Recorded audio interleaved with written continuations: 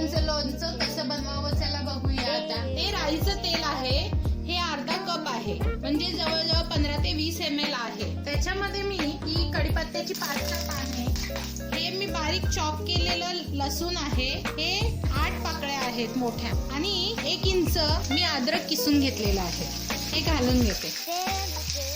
मी लसूण आधी घातलं कारण राईला जो उग्र वास असतो राईच्या तेलाला तो निघून जातो। लोणच्यासाठी मोस्टली आपण राईच्याच तेलाचा वापर करावा कारण त्याला एक वेगळाच फ्लेवर येतो। आता मी याच्यामध्ये 1 चिमूटभर हिंग घालून घेणार आहे। बोनलेस चिकनचे पीस आहेत, हे स्वच्छ धुवून घेतलेले आहेत आणि असे छोटे छोटे तुकडे करून घेतलेले। हे चिकनचे पीस मी या तेलामध्ये परतून घेते।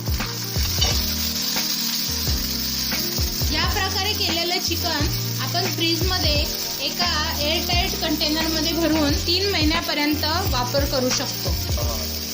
हे आता आपल्याला असंच शिजवून द्यायचं आहे। 5 मिनिटं आपण स्लो गॅसवर हे शिजवून घेऊया। 5 मिनिटं झालेली आहेत। आता आपलं चिकन आपण चेक करूया। तुम्ही बघू शकाल हे चिकन व्यवस्थितरित्या शिजलेलं आहे। आता यावेळेस आपण या चिकन मध्ये ही मोहरीची डाळ, ही अर्धा चमचा, हे मेथी दाणे आहेत, हे मी अर्धा चमचा, लाल तिखट मी 1 चमचा घालतीये, अर्धा चमचा मी हळद घालतीये आणि आपल्याला चवीनुसार मीठ लागणार आहे।